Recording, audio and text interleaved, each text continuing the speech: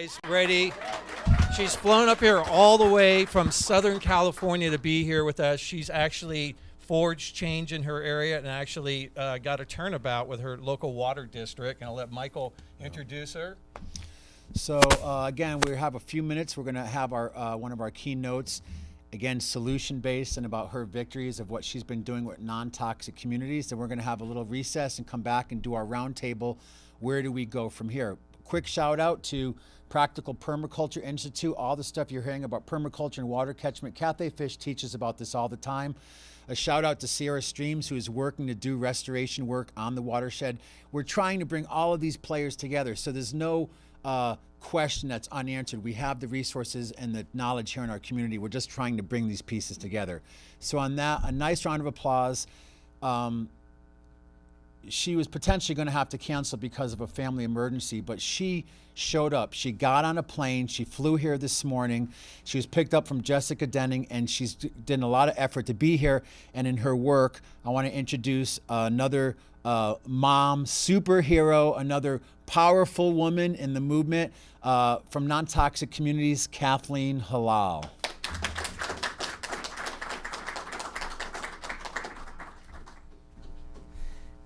Hello, everyone.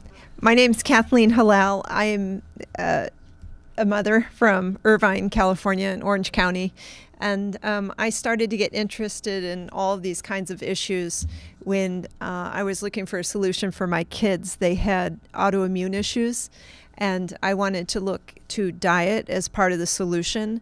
And I ended up meeting farmers from the Midwest, and they actually told me what they were doing. And I was horrified by the farming techniques, and because so many of the crops in the U.S. are GMO crops, and so many are either Roundup ready or they're sprayed with Roundup just before harvest to speed up the harvest to make them ready for selling so that they can plant another crop sooner. It's like what Sue was talking about, that they're trying to speed up the harvesting process and get more crops planted. I learned about that, and I really started looking into Roundup and what it does. And we changed our diet in our home. We went to organic foods, and I started telling everyone about what I was learning. I was already very active in my community. I am not a natural activist. I'm an art historian. I like museums and teaching, and my background is in that. I went to USC, studied to be a curator.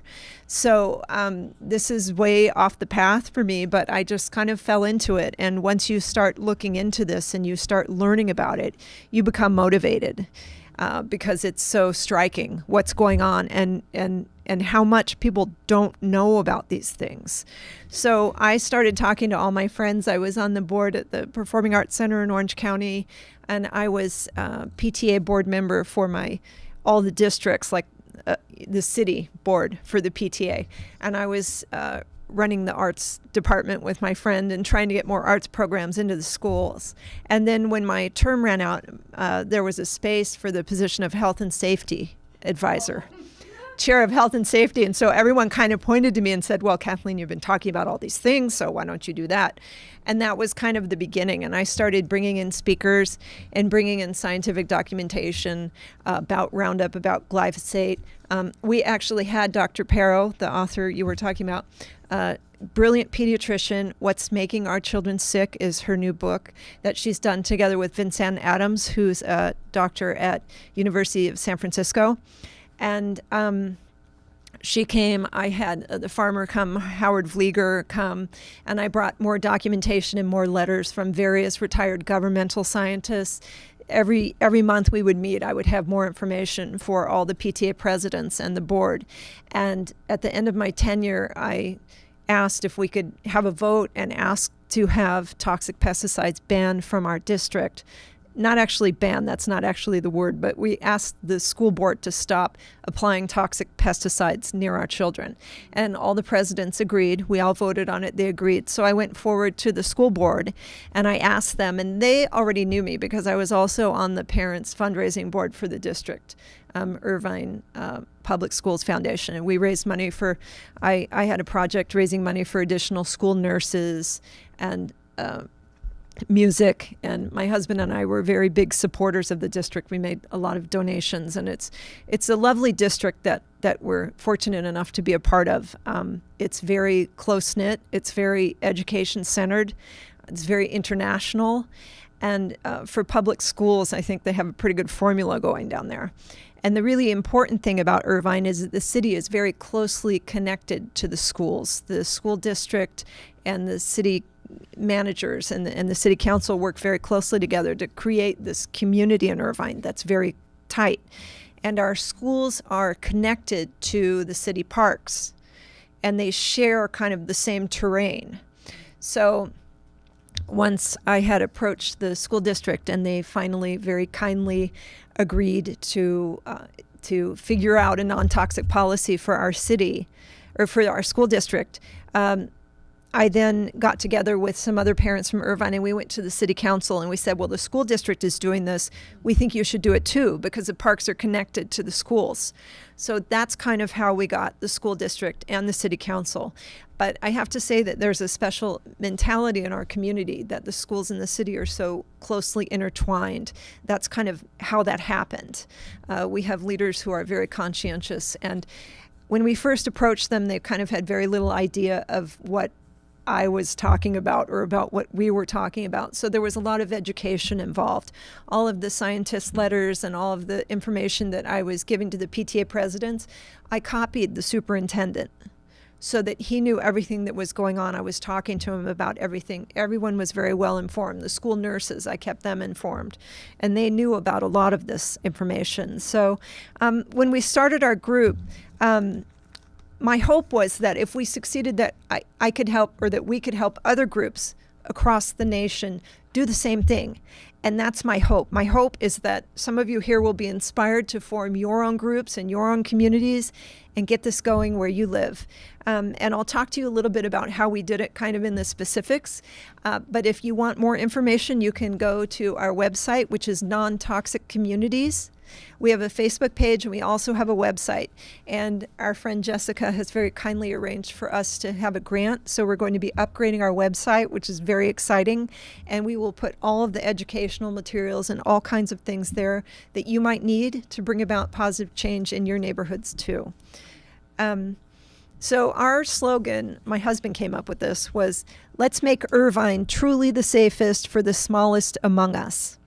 And that was very important because our city's slogan was America's safest city.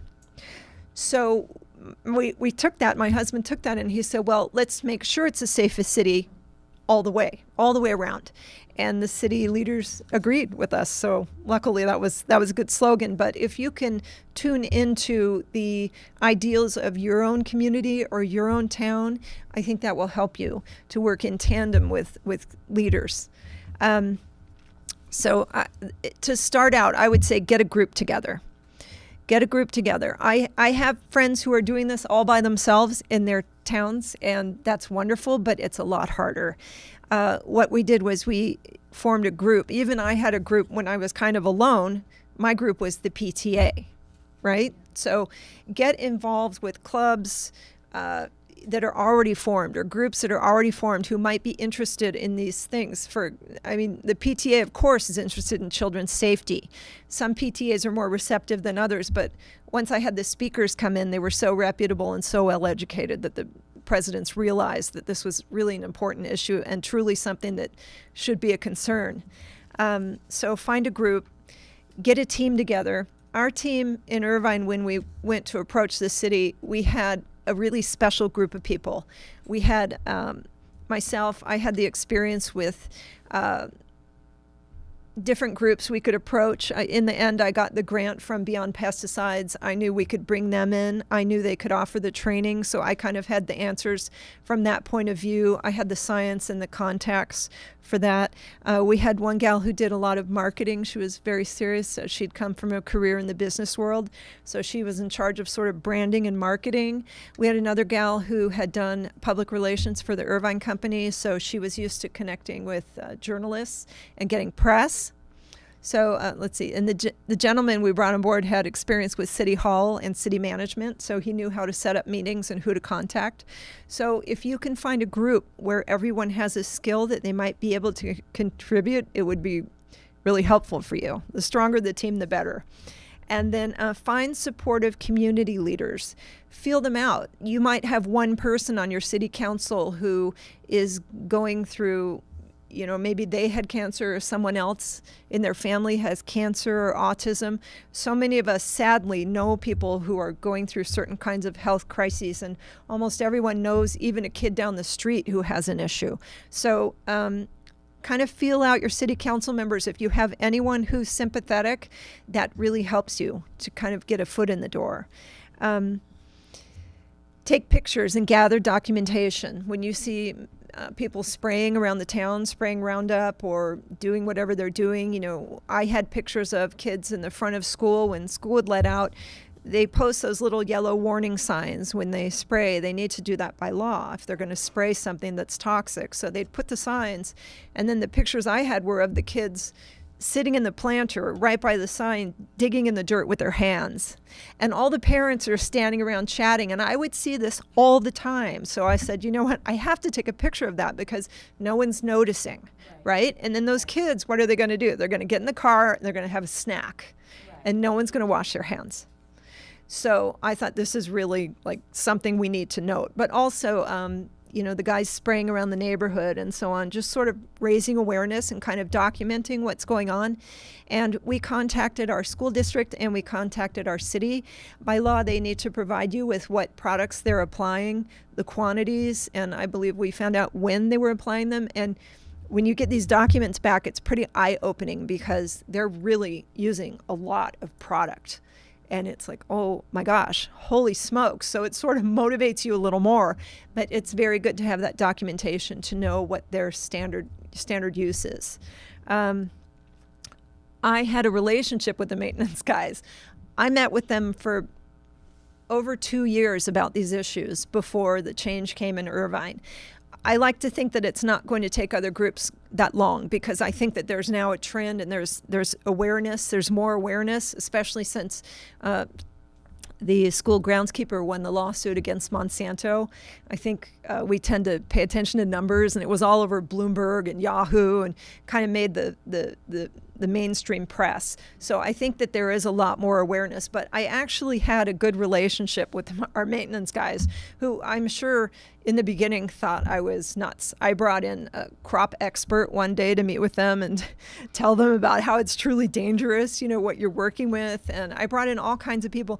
And then I'd bring them like organic cookies and cakes, and I'd say it's organic, and I just, I actually loved the guys, even though they were kind of resisting me. We had a good relationship. We had really good people working in the department, and after a while, I think they finally started to listen a little more to me, but it took time, and you have to be patient.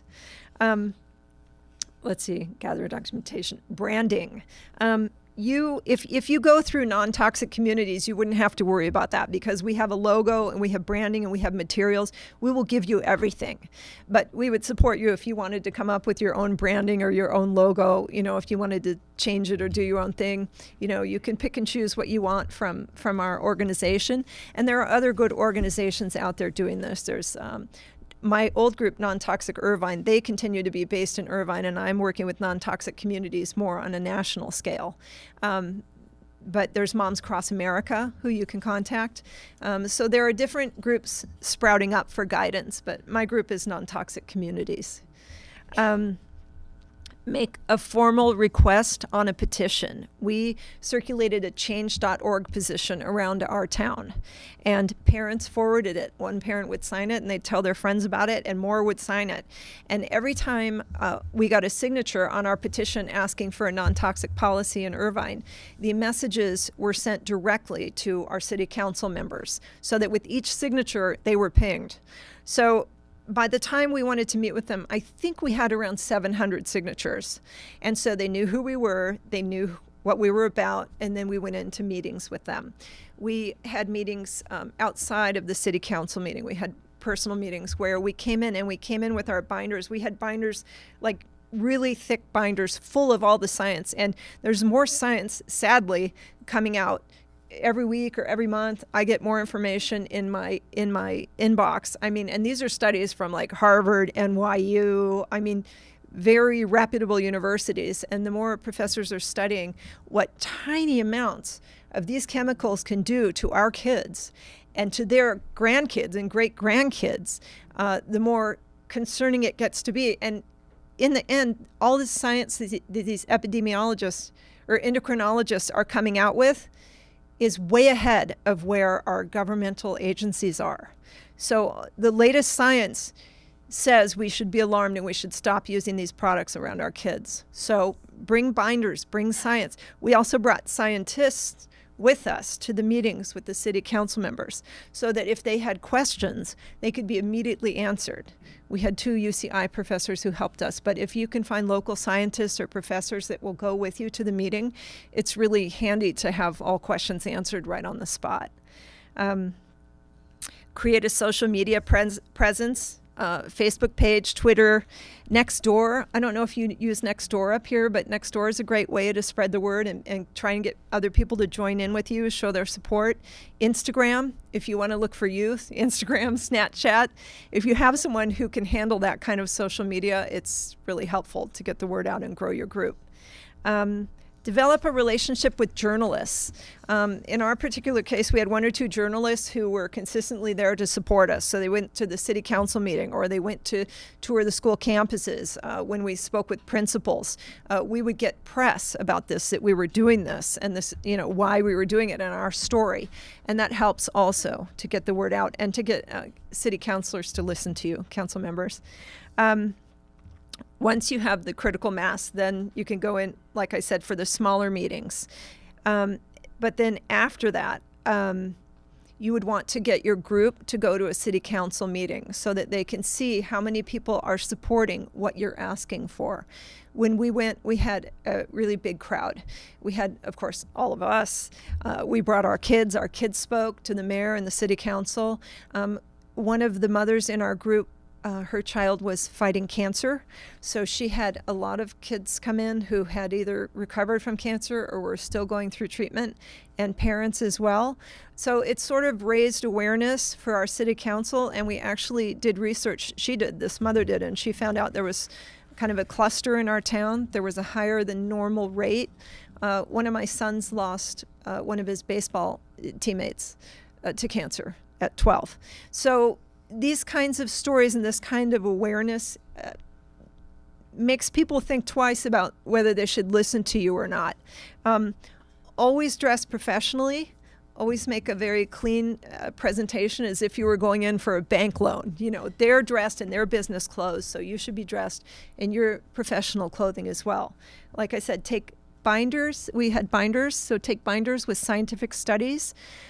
We have a lot of information available on our website, but you can also go to Beyond Pesticides or also PANA in California. A lot of you are probably familiar with those organizations. They will give you a lot of the scientific studies, and you can just put them in a binder and categorize them, and it just helps to have science behind you.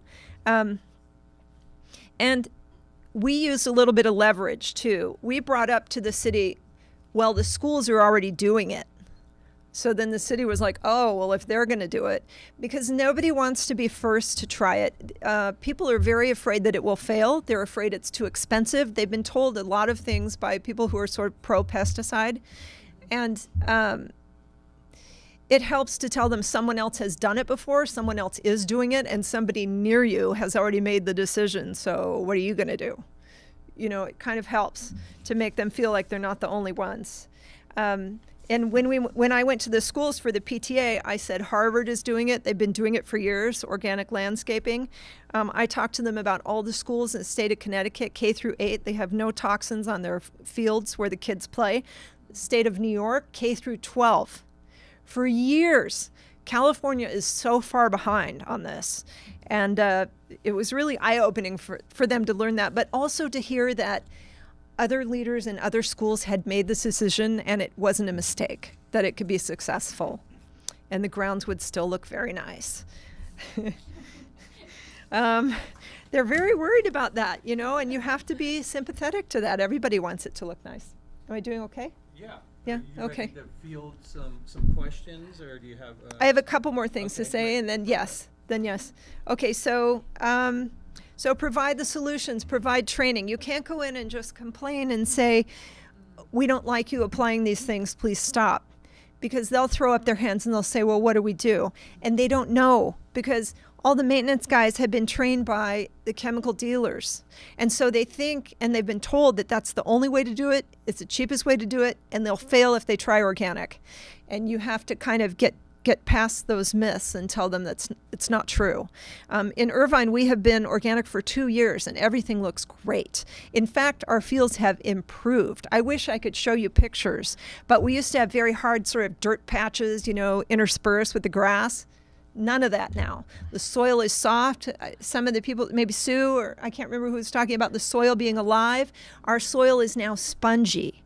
It's not hard when the kids fall or run. They can get a better grip. My kids love it. They love it, and it looks better.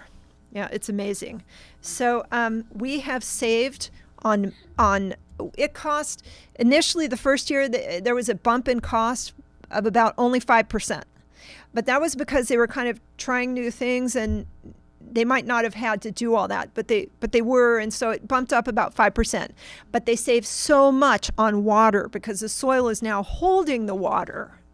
They saved so much on water, they ended up not paying any more. It did not cost any more to switch the system. And now that it's going and the ground is healthy and the soil biology is going, it's pushing out the weeds by itself. Now they're starting to have a decrease in costs.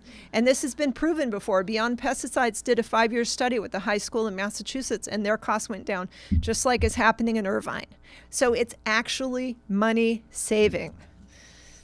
So it's a big deal. So, and we have homeowners associations now on board. So we have homeowners associations, and the whole city is now gone non-toxic. In fact, UCI was sort of a holdout, but the other day I was driving through campus and there was a guy with a backpack, and on the back, instead of it saying Roundup, it said organic. Wow. I took a picture of that because that was on UCI's campus, and the UC schools, you know, they were the kind of the last to decide to do it. But it makes you feel so good. I can't tell you as a parent how good it makes me feel and how lucky I feel when my kid is out there in the baseball field and I don't have to wonder about what they sprayed this morning or yesterday or a week ago. And, you know, conversely, when our team plays in other cities, I sit there and I kind of think about it. I'm like, gosh, I wish they were organic too. But it's happening. It's spreading. We have neighboring towns going and doing it. And I hope some of you will be inspired to become leaders. And please come to non-toxic communities. We will be in touch with you. We will give you the tools. We will talk to you. And I encourage you all to go back to your towns and communities and do the same thing. So that's all.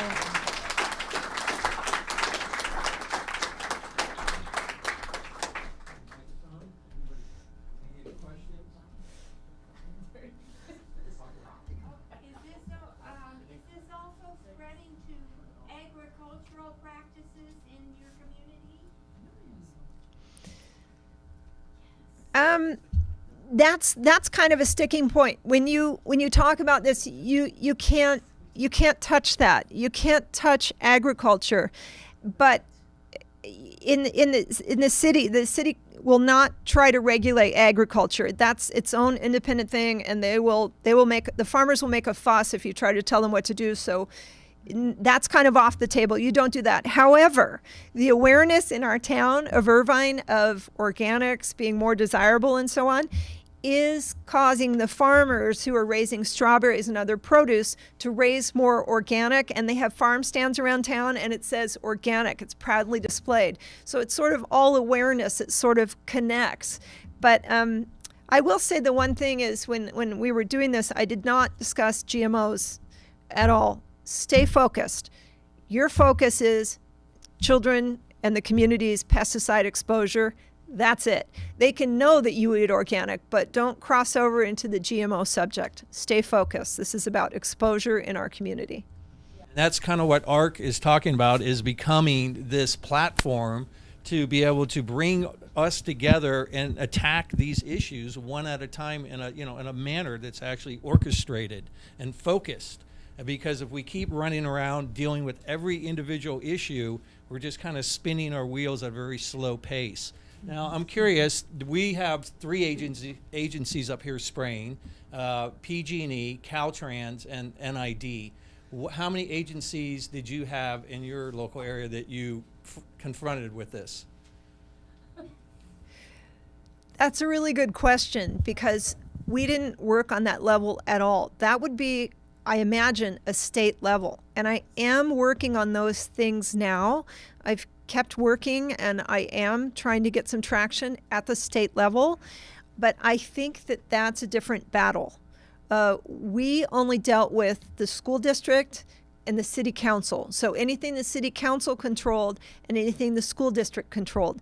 Caltrans and those other outfits would be outside of that realm.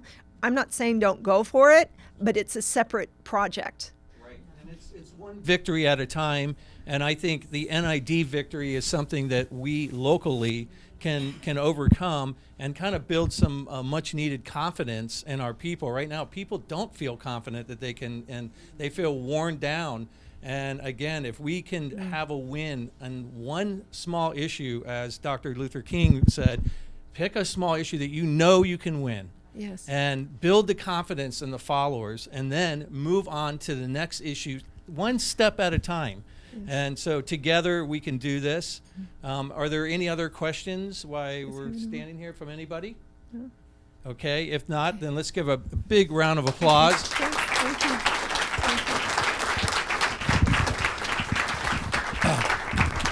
So we're going to take a break in about 60 seconds and hydrate, have some food, use the restroom. We can go outside. During that time, we're going to have some music in the social room. Also, we're going to start up our little round table in a little bit with Peter DiMattei playing. I do want to say on the monitor in the social room, I attended the anti-Roundup rally at the Capitol. So I have interviews and footage with Dr. Michelle Perro, who's also on our evolving advisory board. I have other scientists, and I have David Howland, who does the water research on the ditches, who received a cease and desist letter because of his research. So I know it's hard to stay focused, but when you go and see the rebroadcast over the next 30 or 40 minutes of our break, we're still streaming out on NCTV, on Butte County cable television, and on YouTube and Facebook, more content of what's happening with more professionals who couldn't be here today, who are really, like Kathleen and all the people here, at the cutting edge. So all I want to say before we go is, where do we go from here? We're going to be here every Wednesday for an hour, having a weekly roundtable to talk about these issues. We're going to be doing these once a month, keynote speakers and broadcast public forums, and a lot of other things. We need to engage some of the youth in the area. And we're going to continue working in collaboration with KVMR and all the other resources and the artists who are going to help bring this to light. So on that, I want to thank all of you for your patience and your attention. We'll come back in about 40 minutes or so. We're going to have some food and entertainment.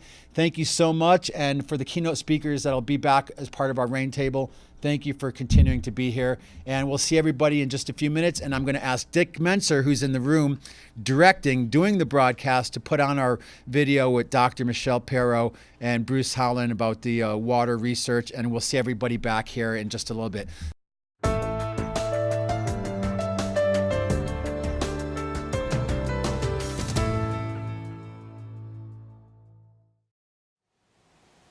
Hello and good day to all of you out there watching this video. I'm Michael DiMartino, the host and producer for Golden Road TV and Radio, and today I'm working in collaboration with ARC, the Alliance for Resilient Communities, and we have the great honor to spend some time, get to know, and to interview David Howland. So welcome.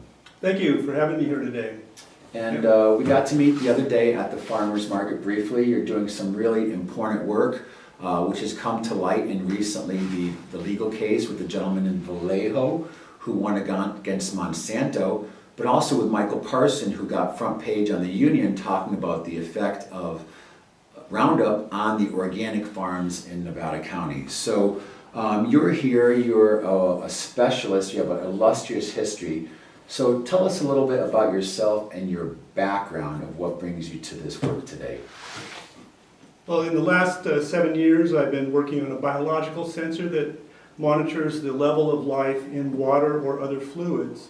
It provides an output in proportion to how much life is in the fluids. And prior to that, I managed an engineering department, product development in water treatment, especially in chemicals, chemical controls, and such. So you're not a hobbyist, you really are a specialist. Yes, fair enough. Fantastic, fantastic, great.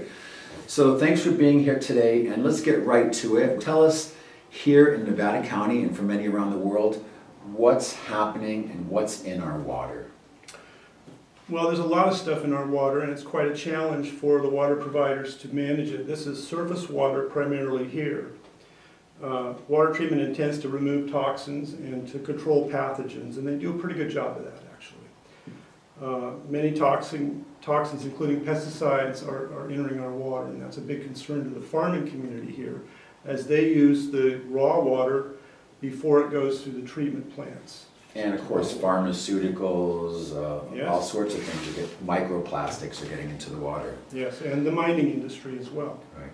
So let's elaborate. Again, we could talk for hours on this topic, but what's the difference when we get water out of our tap between treatment and filtration? Water treatment is much more comprehensive than just water filtering. And water filtering is still absolutely essential that you do that on your taps and your showers and your schools and what have you. Absolutely essential, especially in these day and ages. Yeah.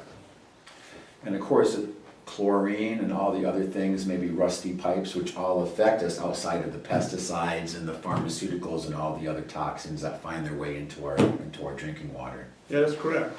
If you have pipes that are super old, it will leach in lead, for example, and be beyond the limits. Right. Yeah. So can you give us a little bit of insight of what water providers must go through as far as regulations to bring drinking water to consumers? They're responsible to meet maximum contamination levels set on the toxins that they're responsible to remove from the water.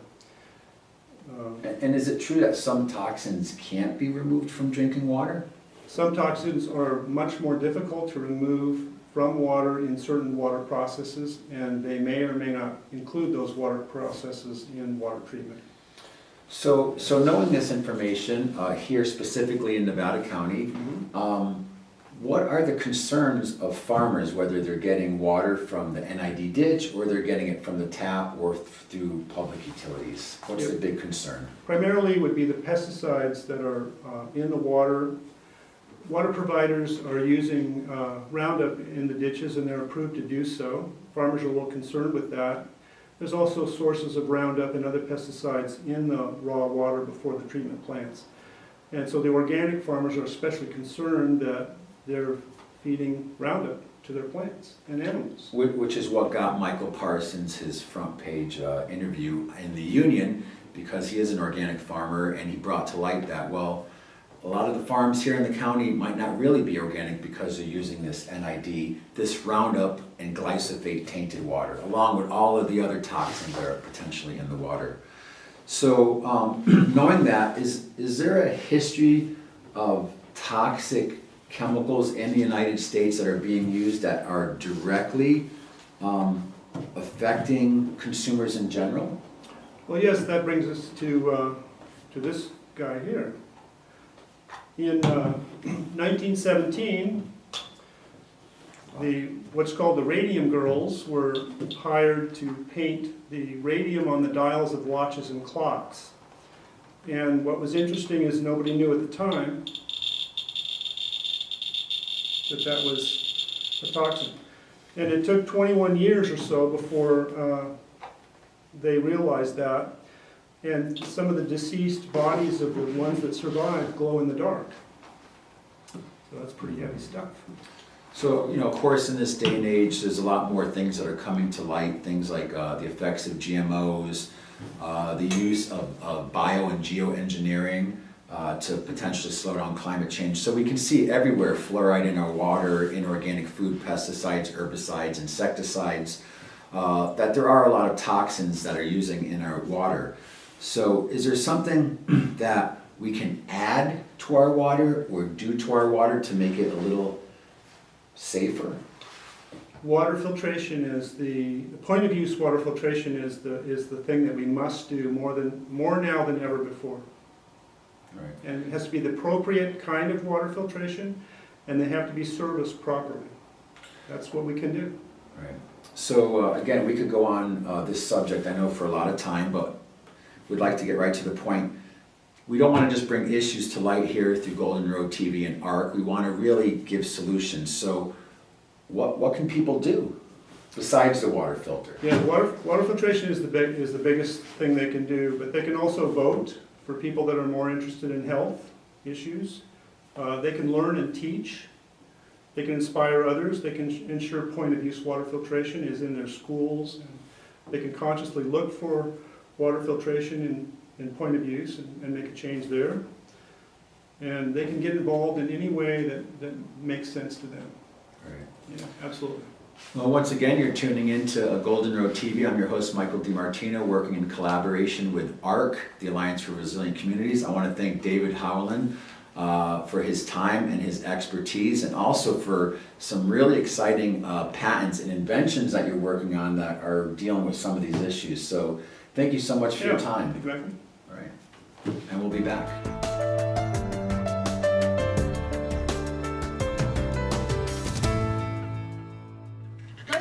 Let's just think about this for a second. Over half American kids are sick with a chronic condition, and you heard me out there defining on the steps what a chronic condition was, right? It's a situation where you've had a health issue for more than 3 months and that there's no cure. That's what a chronic health condition is. We spend the least on food, the most on healthcare, give the highest number of vaccines, and have the sickest kids of any industrialized country. So I'm saying, what are we doing? If every pediatrician is not here knocking on these legislators' doors, then I don't know what's going on. Well, I can tell you where they are. They're in their practices seeing kids 1 every 10 minutes, 1 every 15 minutes, and I'm going to tell you, in defense of the pediatricians, I'm one, that you really can't get into this stuff when you're seeing kids every 10 to 15 minutes. It's impossible, and that's what your schedule looks like. 1 every 15 minutes, that's what we're doing. Are you going to get into all this? Wow. It's really hard. So that's why it's really up to make some of these changes. After the end of these talks, you're going to know more than your pediatrician. So what happened to me? And I want to share what happened to me because it can happen to you. And I think I'm really preaching to the choir, to this group, but maybe to not to some of our legislators. When I read Jeffrey's book, I never heard of this guy. But Jeffrey, on page 16, started talking about Dr. Arpad Pusztai. And so I had to read about Arpad Pusztai. He's Hungarian. I'm married to a Hungarian. My mother-in-law was so happy when I started talking about him. And so what I learned from Arpad is that, well, wait a second. This guy was studying genetically modified potatoes in 1996, almost 22 years ago. And he was the first one to look at this problem of genetically modified food. So why am I talking about GM food? We're talking about glyphosate. Is because they're linked. Herbicide-tolerant crops were developed so we can spray more Roundup or more glyphosate. And what Arpad found, and I'm going to show this histopathology slide, you're not medical professionals, you're not med students, but you're not a bunch of dummies. We're going to elevate this conversation. This is what he saw. And when I saw these slides, I went, you've got to be kidding me. Why didn't anybody tell me this? Jeffrey Smith told me, and this is what I saw. When Arpad fed these rats genetically modified potatoes, and then he looked at the GM-fed rats and the non-GM-fed rats, he saw that the intestinal wall villi were abnormal. Now I'm saying, wait a minute, those are the little finger-like projections lining your gut, and that's where the absorption of all your nutrient happens. So you mean to tell me we have destruction of the gut of those rats that ate the GM potatoes? Is that what's causing leaky gut? The one that I'm telling you that I'm seeing in just about every one of your kids, and mine too. What he also found was in the stomach lining of those rats that they had increased cell growth. That's called hyperplasia. Well, why is that important? Hyperplasia is the precursor to dysplasia. Did you all hear my New York accent? Yeah, right. Hyperplasia. I'll spare you. I won't go to. Maybe I should go New York on you. Can I talk like I'm from New York? So look what he found is that there's all this hyperplasia, precursor to dysplasia, precursor to cancer.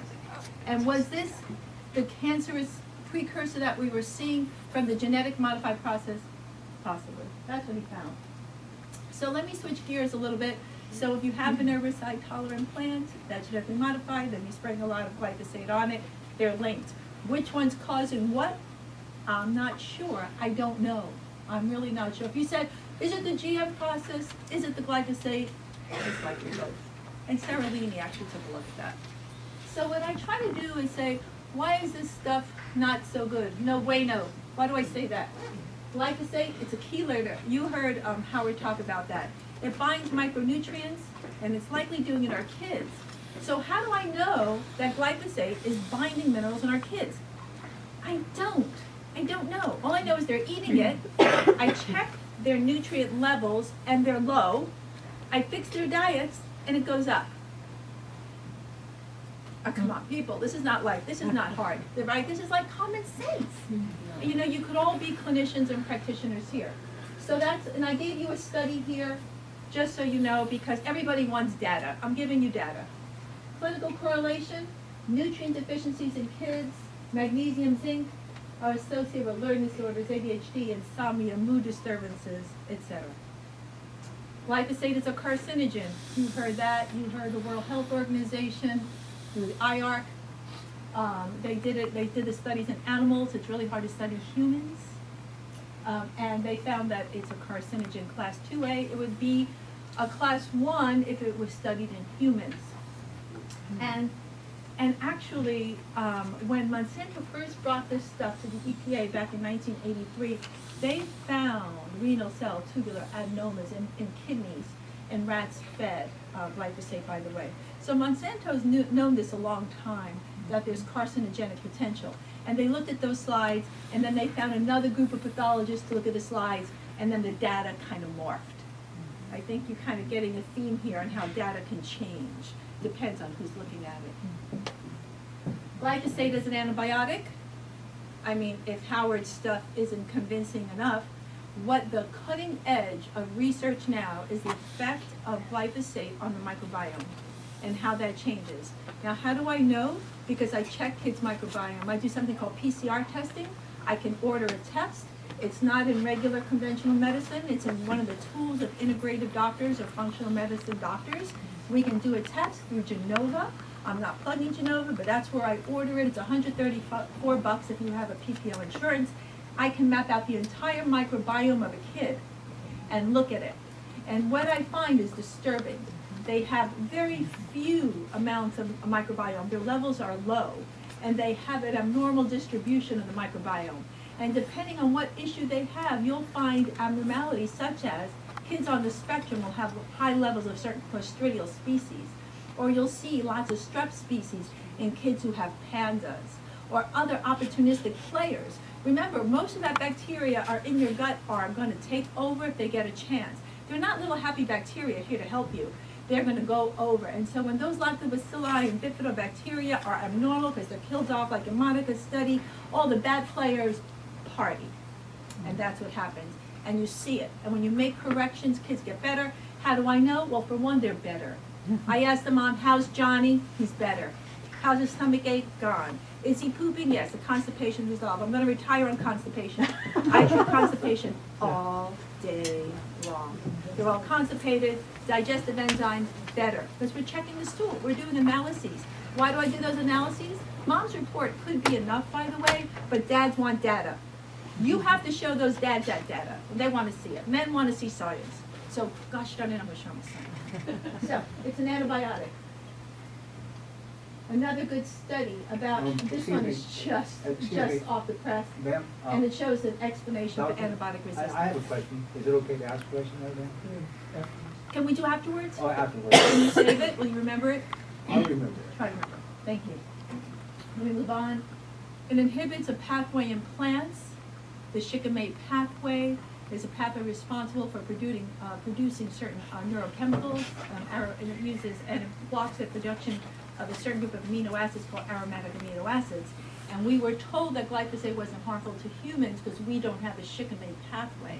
And we don't. Humans don't have it, but our microbiome does. And that's key. That's another thing. So, you know, what happens is the aromatics get blocked. Those aromatic amino acids, building blocks of protein, kids can't make neurotransmitters. That's what's happening? I'm guessing. I don't know. Why don't I know? Because there are no studies. And glyphosate use is discriminatory. This is the last point I want to make. California's poorest counties have the highest application of glyphosate. And they are Tulare, Fresno, Merced, Del Norte, Madera, Lake Imperial, Kern, and they're all part of the southern part of the Central Valley. And populations in these areas are mostly Latino. So our Latino kids are getting the most spraying involved. And this has been shown to be seen in Salinas Valley too, near Santa Cruz. And those kids have been studied for 19 years out of UC Berkeley. And those kids who are also heavily sprayed with organophosphates, which is not glyphosate, but glyphosate is a type of organophosphate, those kids have been shown to have some of the highest rates of ADHD. And my colleagues who work at UCSF with pediatricians have told me informally and anecdotally that when kids come in with severe ADHD, they say, yeah, they're probably from Salinas. That's how it's become.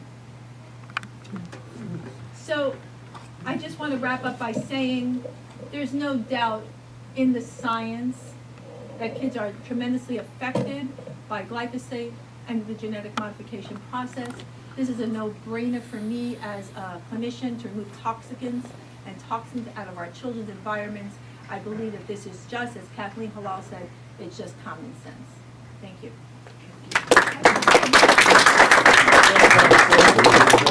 Now, if I could introduce Jeffrey Smith, who is named the Person of the Year by Masters of Health magazine. He's the founder of the Institute for Responsible Technology. He's an author, a filmmaker.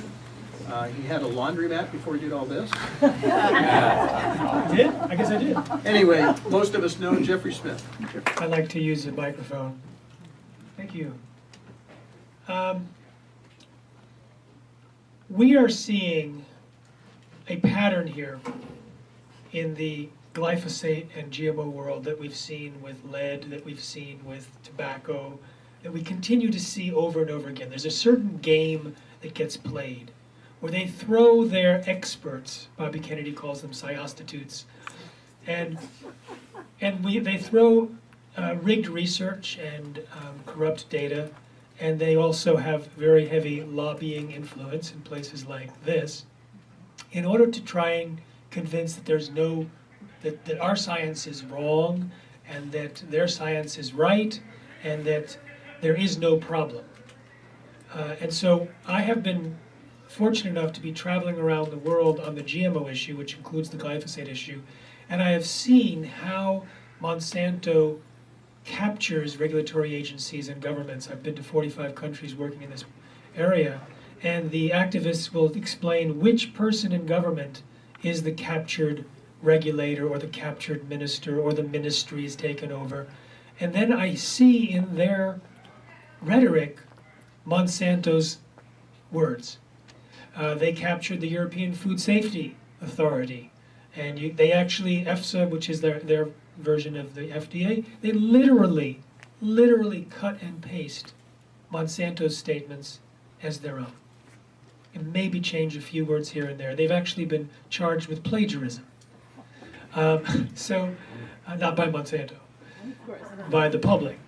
So what I want to do is talk about how they're trying to defend against the World Health Organization's declaration that glyphosate is a class 2A carcinogen, which they said it definitely causes cancer in animals, it definitely causes mutations in human DNA, and where it is sprayed, there is higher concentrations of cancer.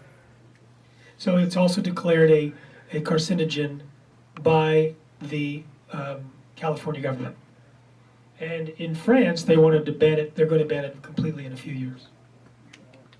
So these are, I don't know if you can see, I'm going to move myself so I can actually read them. So I'm going to leave the microphone for a minute. So this is liver and bile duct cancer incidence. And it's related to, thank you, my esteemed assistant. Thank you, Michelle. So this is a correlation. And I have to say that whenever I show slides of correlation, we have to put it into context. the fact that the line that is blue or purple, which is the amount of glyphosate applied to genetically engineered soy and corn, the fact that it is related to the increase of this cancer does not mean that it causes it.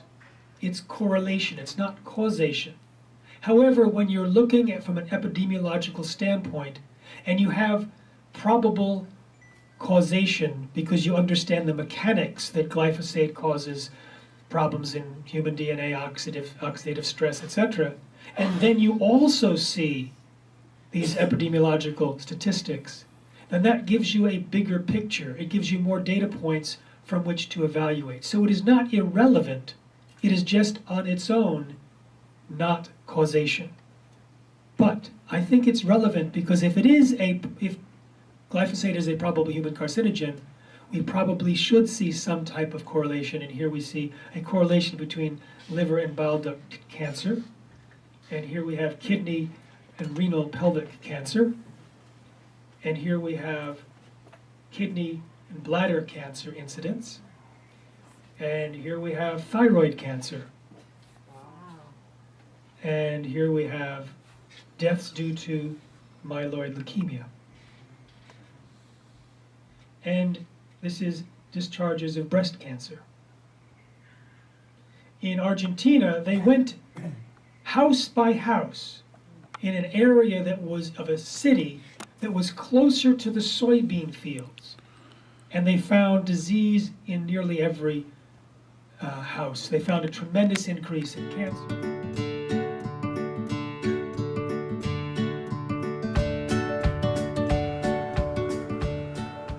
Hello and welcome to the Source Directory, a completely new and innovative approach to create a list of individuals, organizations, projects, and events that are helping to make our area more resilient and a healthier, happier place to live.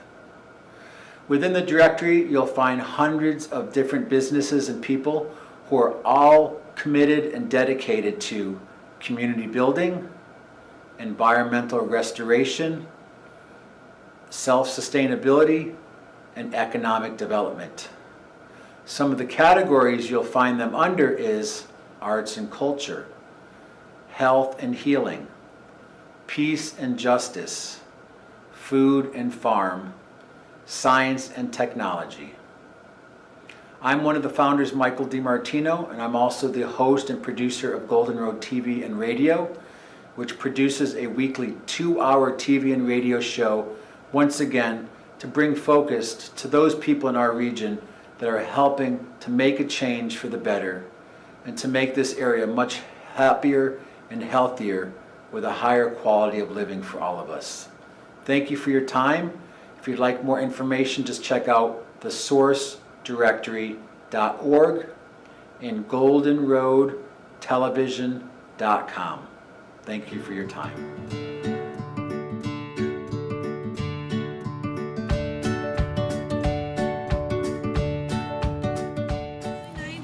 There's a guy named, what's his name?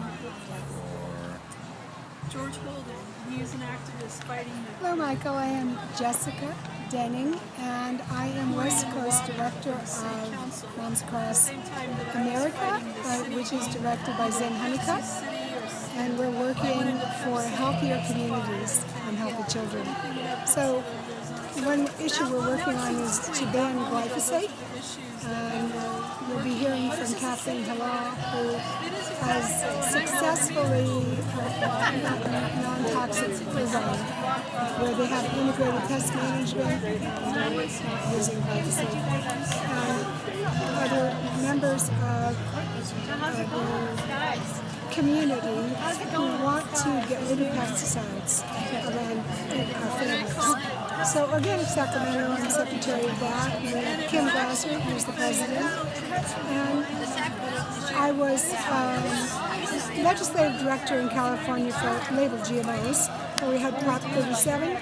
We now have GMO-free counties growing bans on the GMOs down the coast from Oregon to Santa Cruz. Today I'm demonstrating the solar oven, and I'll show it to you. It's called the Sun Oven, and it's Earth Day here in Sacramento, 2018.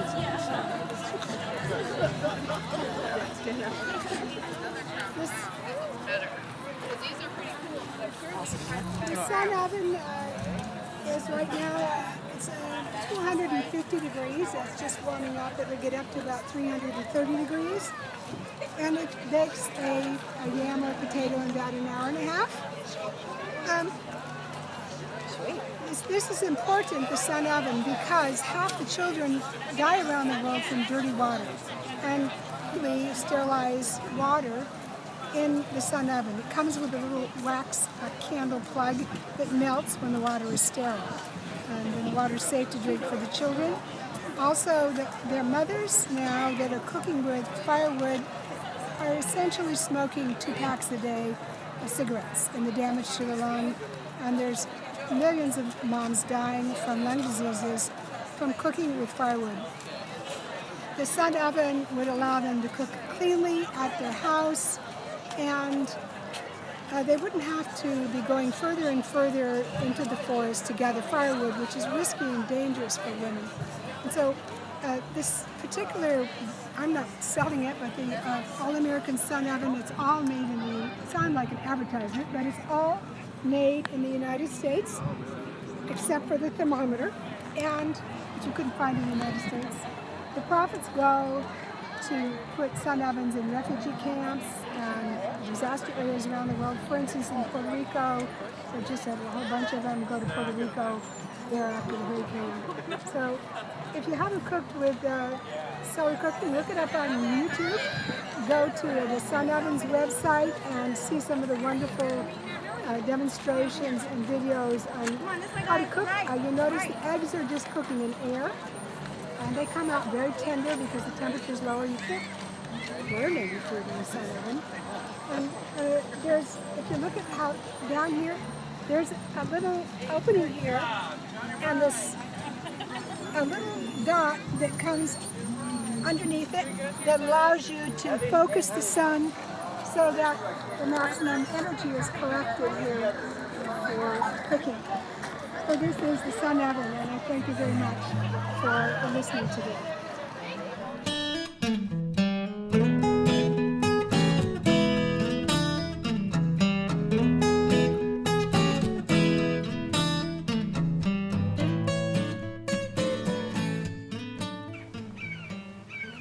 My name is Kwang Chu. This is Nevada City, and we're on Whitney Springs Farm. And today we just had a training workshop for Nevada County Grown's agritourism workshop, because we're going to have a farm trail coming up in July. It's a weekend, so this training is, I think about 60 people showed up, various farmers, ranchers, and interested parties, and we went through the whole concept of agritourism. And then the second part of the seminar was about the Farm Trail Weekend happening in July. Essentially, Nevada County Grown is a nonprofit. I'm president of it, and we exist to promote and enhance the whole ag ecosystem here in terms of production and sales. So we don't train farmers. We're basically an agency to promote for them, you know, advertising, promotion, and ag tourism is what we chose for 2018. The one single event that we're holding in that direction is the farm trail that I was talking about. We have other things like County Bounty of the County. It's the best of chefs using local ingredients. We have Food and Farm Guide, which is going to be better and bigger, spicier is the word that we use. That's basically what we do.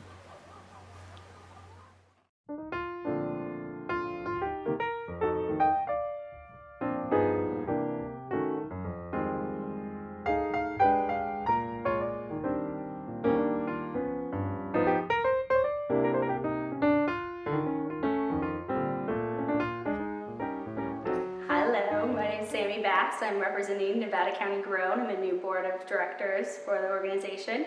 Today we had our agritourism and farm trail weekend workshop. We invited farmers and ranchers and local community members out to Whitney Springs Farm to learn about agritourism and how it's hopefully going to be able to blossom here in Nevada County. Agritourism is a way for farmers and ranchers to increase revenue, bring on new revenue streams onto their farms and ranches, help them support their bottom line.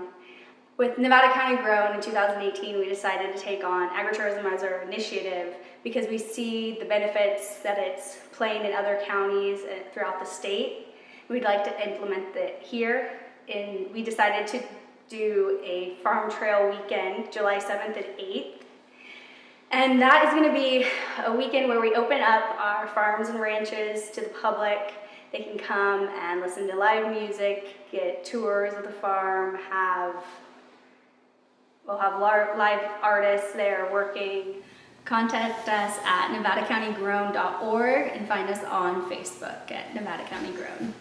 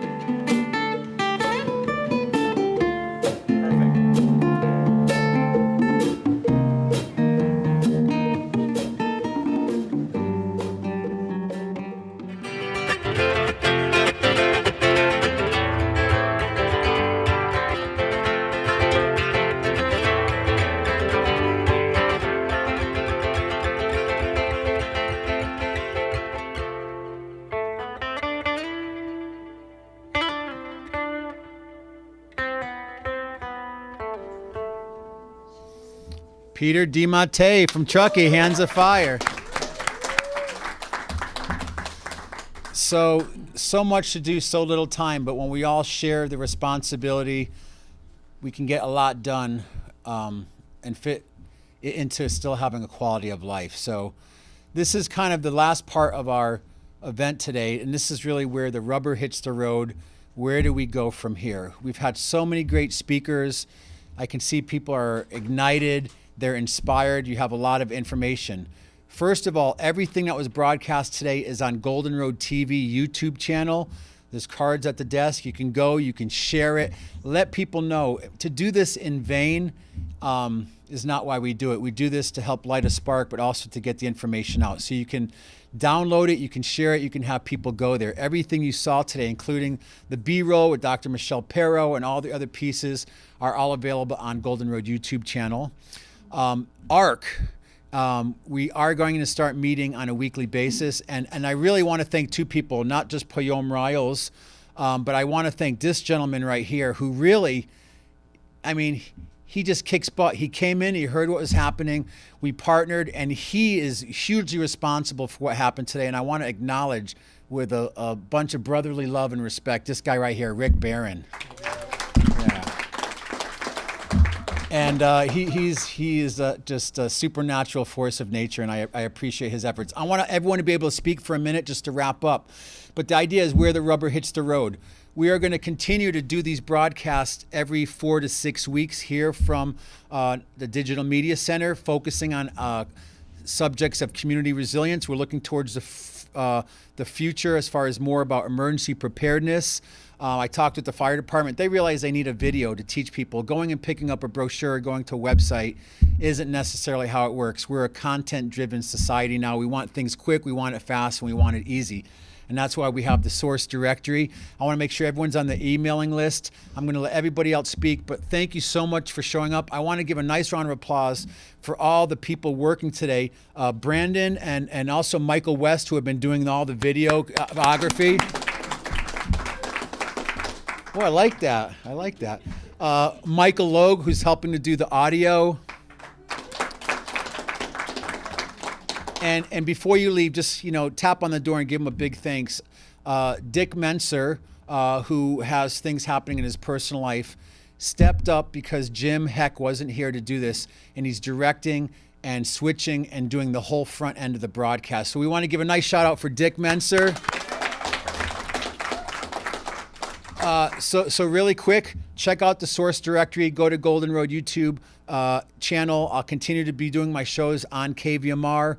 You can download the footage, but on that, I'm just going to turn it over to people to do their closing statements. If any of you have a burning question you want to ask, let's do it. But more importantly is, how do we parlay all of this into something tangible to move forward, whether we're going to be offering content for Lotus Guide magazine to reach even more people, and working as part of the amazing research project that you're doing and with the cleansing. And thank you so much. It's Cathay with Practical Permaculture Institute, Kathleen Halal with Non-Toxic Communities, Susan Govea from Garden Goddesses, and all of you. We have Michelle from Art Truckee. She owns one of the most beautiful galleries. Michelle Erskine, she's a photographer. She owns Art Truckee. Check out what she's doing for the community and the arts up in Truckee. And on that, why don't we start off with the person who helped set the fire to all of this to get it going. Let's have Rick Barron come up and share a few closing words.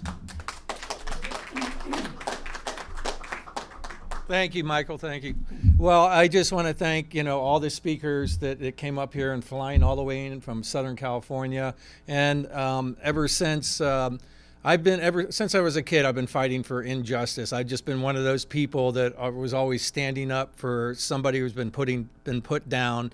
And it's just in my nature. I think I drove a lot of people crazy over the years, and I'm trying to refine my tactics and learn through life that, you don't want to be jumping up and down all the time. And, a professional, concise movement dressing professionally, using statistical data that are backed up when you meet with people, and keeping your composure together, and really presenting a cohesive story, and it's rounded out, and it has a conclusion, and it has, when you present with people, you also have to have solutions right then and there.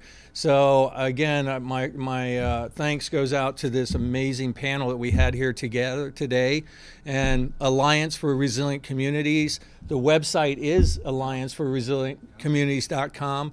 We're looking for specialists from all arenas to join us so that we can use you to lean on to help collect that data. My goal is next is going to be meeting with our local organizations and pulling in the heads of those organizations to do a strike point, focal point on one issue that we can win and build the confidence in the people. And for me, that's the biggest thing I've been hearing over the years, is the lack of confidence in the average person that's out there. They're either worn down and they're tired out. And the other biggest thing is the children.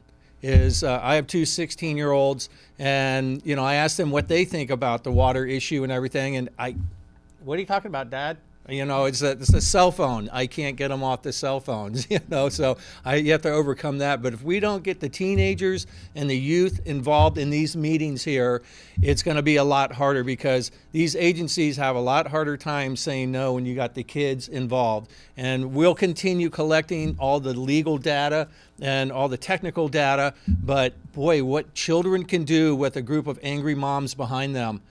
Get out of the way. So with that, I thank you for your time.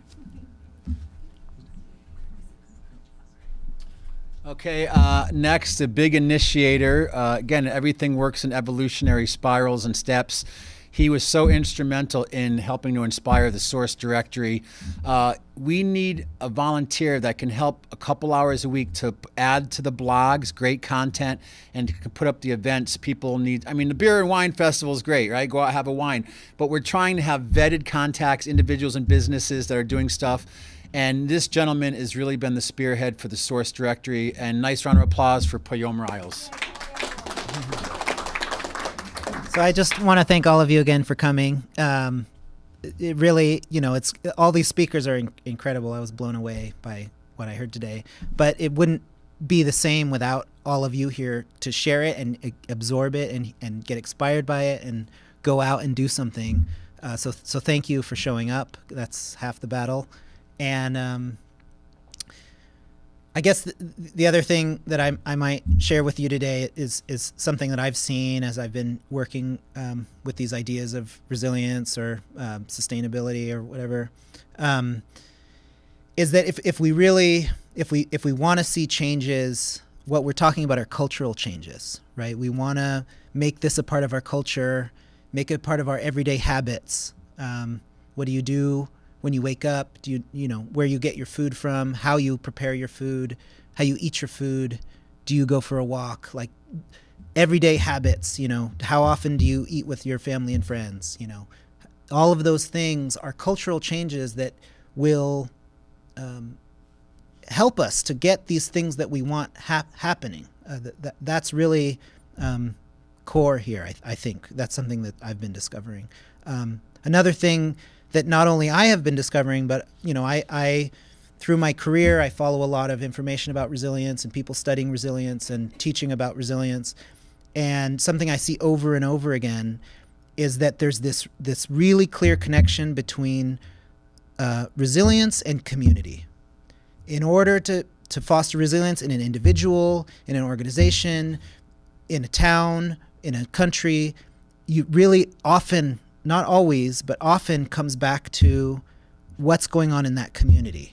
How is that community doing? And even in the tangential areas where maybe it doesn't exactly have to do with community, there's sea level rise and we need to build something to protect against sea level rise. Well, in order to get that done, people have to pay for it, right? You've got to get people behind it to get that to happen, and that then goes back again to community. If we're going to get GMOs banned in our community, that comes back to community, right? It all comes back. So again, thank you for coming and being part of this community. So thank you.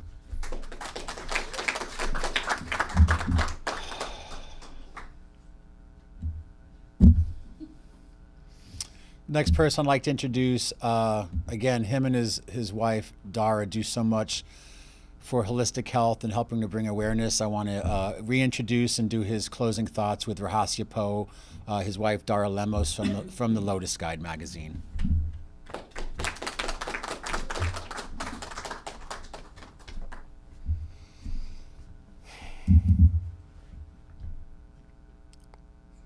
Independent media. We are living in a time right now when it's so important that everything that I would stand up here and say about it is really, it goes without saying. It's hard to talk about it. I mean, I heard somebody talking about going to the school and please don't spray our kids with toxic poisons. I mean, who would have ever known we're going to say these things in this world? But we have to wake up. We're living in a reality right now that if we don't grab hold of it, I just did an interview with Kevin Shipp. He's a CIA whistleblower. And when he started speaking out to the CIA because they had a gap in their system that was putting field agents in danger, they shut him down. They went to his house. They're clandestine people. They painted his house with a toxic poison. His whole family went to the hospital, his kids, wife, everything. Then that was the trigger for him. He went back into his supervisor and he says, you know what? Everything you taught me how to do, it's coming after you now. And now he's been speaking, and he speaks to thousands of people. First time I heard him speak was up in Reading. And when you hear things like we have over 2,000 secret organizations that hires 1.3 million American citizens that sign non-disclosures not to tell you what they're talking about, what they're doing. They're recording everything that we say and do. We need to grab hold of this. And I compare it to like in The Wizard of Oz. You know, in The Wizard of Oz, everything changes when they pull the curtain back. And when we pull the curtain back, it's not some monster. It's some old sociopath, pathological person back there that's decrepit, pulling levers and trying to keep us in fear, because they know if they can keep us in fear, that's what infuses our life, and we start wanting to get protection. And that's a bad place to be.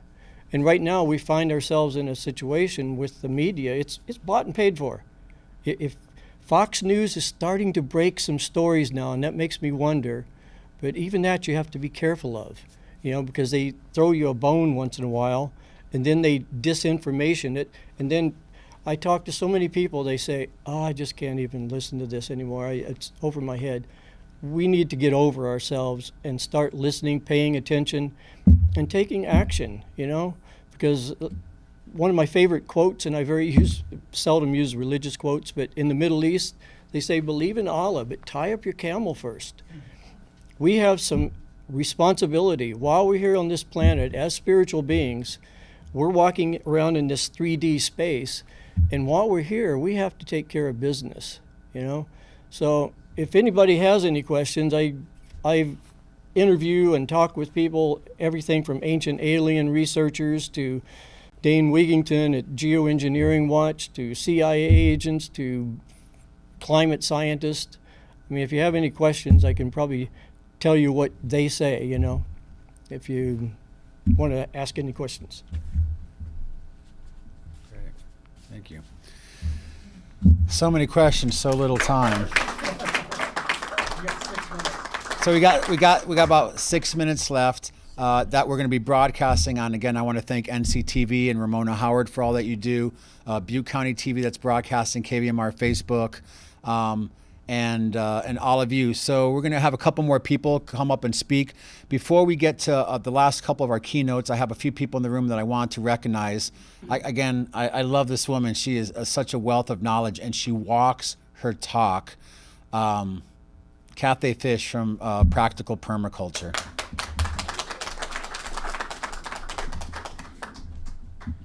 Thank you so much, Michael, for putting this on. I've been very inspired. How about you guys? Very inspiring. So I want to talk a little bit about a design. So I'm a permaculture designer and a permaculture instructor and a permaculture consultant. And why am I telling that to you? Because I think we need a new design. The design we've been operating on in the last at least 150 years here, maybe more like 250, 300 on the East Coast, It was a bad design. It's not working. And everybody knows it. It's not working. It's falling apart. It's sort of like playing dice with the planet and not knowing the rules. What we're doing is killing ourselves. The present paradigm is it doesn't matter if it kills. It doesn't matter if it destroys, as long as it makes money. And I have nothing against making money, okay? But can we make money now with life? Yeah. So what we all need to do, how do we take this home? How do we take this home to our own lives? Here's how we do it. We're going to make choices from now on, all of us, based on, is it healthy for the planet? Does it enhance life? And if it doesn't, we need to stop doing it now. Now. Because we are killing ourselves.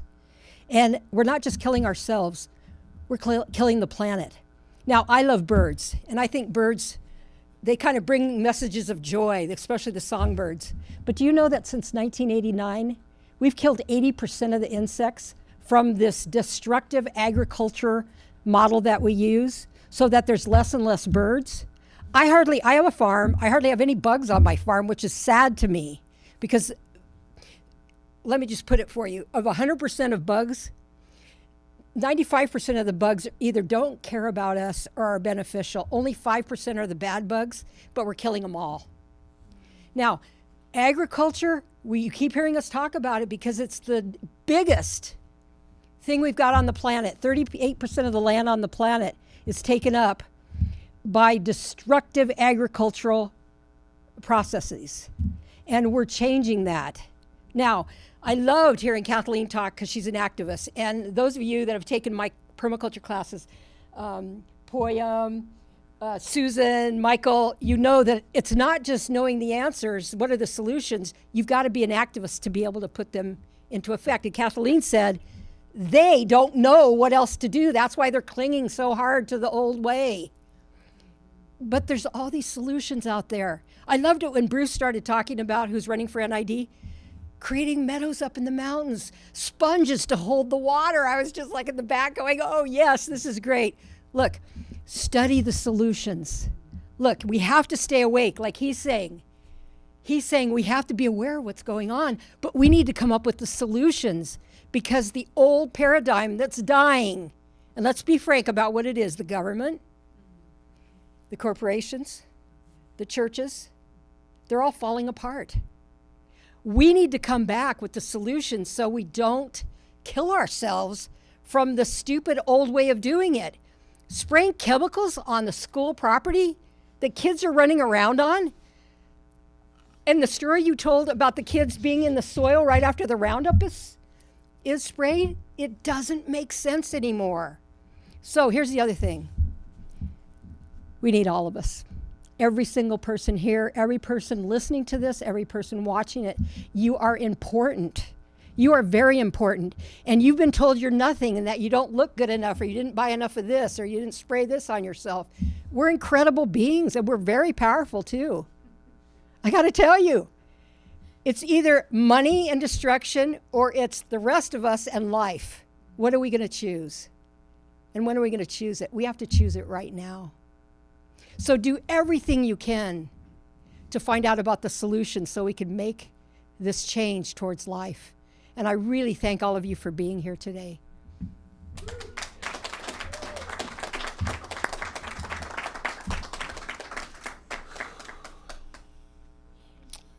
And she came a long way to bring her message of hope and to give us some insights and ideas of how to get things done. So I want to introduce our out of the region rock star, amazing woman who gets things done, Kathleen Halal and Non-Toxic Communities.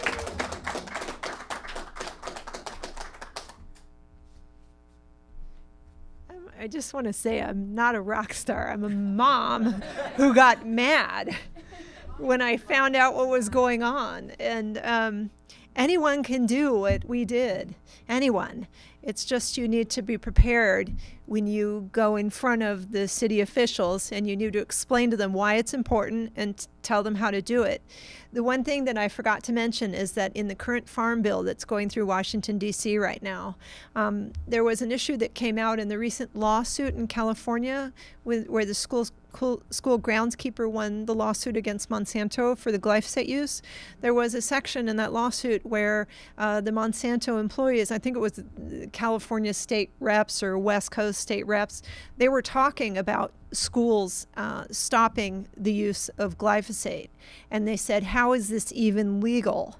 And they were really upset about it. And they actually named the Irvine School District in this note. And they talked about taking out the politicians that are supporting this kind of legislation. And so now currently in Washington, D.C., hidden in the Farm Bill is a clause that would prevent us from having the right in our communities, in our state, in our region, from passing any legislation that is more restrictive than what the FDA allows. So they're trying to stop us, and they have a part in the Farm Bill right now, a section in the Farm Bill. And I would encourage all of you, if you go to Non-Toxic Communities, we'll give you the emails and the phone numbers, but I would encourage you to reach out to all of the assembly members. This is going through this is the House introduced it. It's the House introduction. So call the members of the Farm Bill and tell them you don't want that clause in there, that you want to protect your right in your community to pass your own policies toward what is applied around our kids and our pets.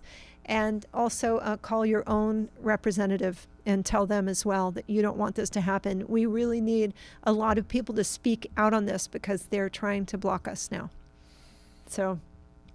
But I do want to leave this on a positive note that anyone can do this. Please just contact us for help or go out on your own. You know, you can contact one of the other organizations if you wish, but we'll help you. We will help you, and you can do it too. So.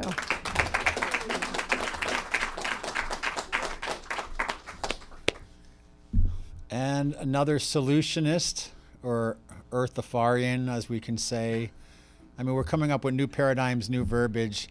We're really moving into a whole new way of thinking about things. And Cathay's so right. The old system is breaking down on every level, economically, spiritually, financially. But we have solutions. So I want to introduce, again, Dr. Shen Hong Liu. I get it right? Yes. Oh, okay.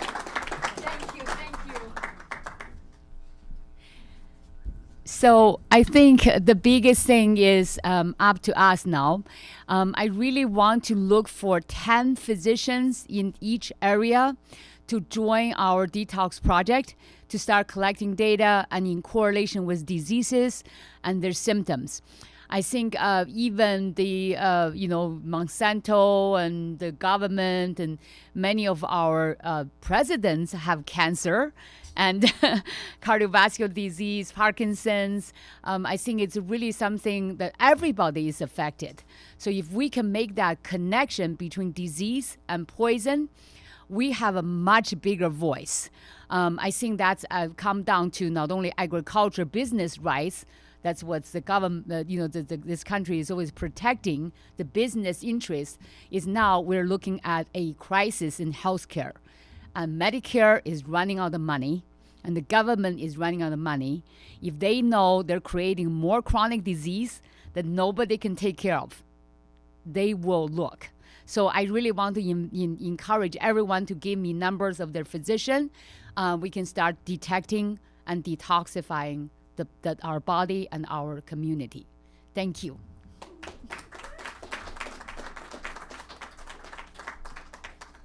And we had so many people today, we couldn't get everyone up as part of the keynote speakers, but another person we want to recognize in the room is doing incredible work with her organization, Garden Goddesses.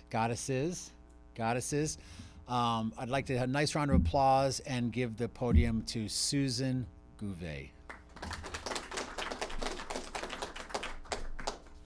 Make this quick, but I founded the Society of Garden Goddesses 9 years ago, and it's all about getting people together to learn about sustainability, cooking organically, growing our own food, and being activists. And my goal is to make activism fun, and I have all kinds of fun events that I host that make a ripple effect in the community and bring together really powerful people who make a difference and make this planet an awesome place. And I believe there's a solution for everything. So that's what makes it fun being an activist. So, and we have a water workshop coming up at my home on October 14th.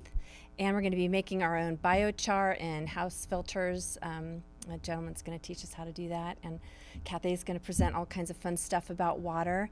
And then I'm going to prepare some wonderful food for us. So hope to see you all there.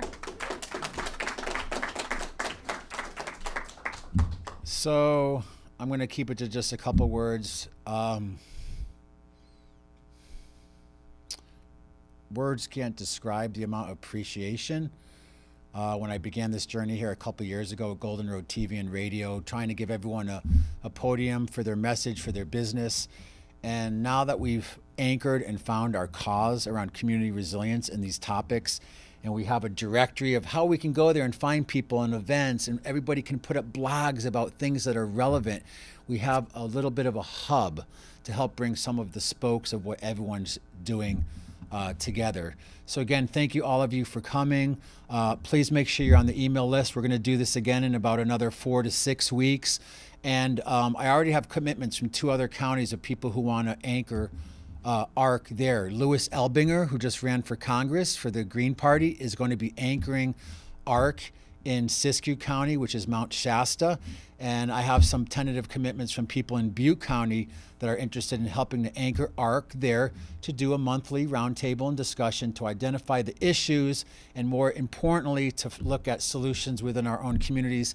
And through ARC, we're going to try to continue to bridge this region of the Sacramento River watershed and also reach out to statewide and national professionals who can help enlighten us in our challenge to help get some things done.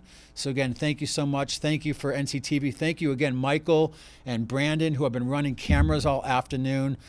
There's been a lot of effort and volunteerism that goes into making this happen. Thank you for you guys bringing food, and we'll contact you and we'll see everyone in a few weeks. And again, this is on YouTube. Share it. Let people know all the cards are on the table. Spread the word. And thank you so much as we continue to move forward as a town, as a county, as a region, as a state, and nationally to make changes, because we can't depend on other people to do the work anymore. So thank you so much. And thank you for those of you who are tuned in this afternoon, and have a great day. Blessings to all of you. Be safe. And we'll see everybody, if you'd like, on Wednesdays, when we'll have some casual public forum meetings. Nothing like this, just people getting together and talking. But we'll be back here and at the end of October. It's Earthquake Preparedness Month. And again, a lot of people don't even know what to do. So we're going to continue to take on some of these issues. But like Rick emphasized, let's get a victory.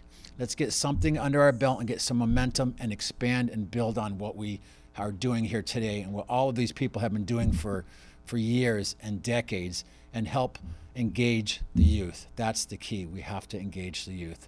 So thank you very much. Thank you, Peter DiMattei, for playing. You want to finish us off with a song as we finish? Well, aren't we done? Yeah, we're done. It's never done. We're going to be meetings. I am committed to being here every Wednesday from 6:30 to 8 in the roundtable room. We also have a new office that we're just opening. You can see our logo. We have the website up. Anyways, enough words for a day. We're going to be here every Wednesday, 6:30 to 8, some representatives of ARC, to continue the discussion and to continue connecting the dots. So much was shared today, it's impossible to do it in an afternoon. So let's continue to connect the dots using our independent media, letting our voices be heard, bringing in the specialists, working with the people who are doing the work in the community, and continue to reach out to get the work done. We cannot count on just one person or organization or even the government to do it. So I just want to say this isn't political, it's not partisan. This is about human health, quality of life, and all of us collaborating to fulfill our divine potentiality as a human race. So thank you so much.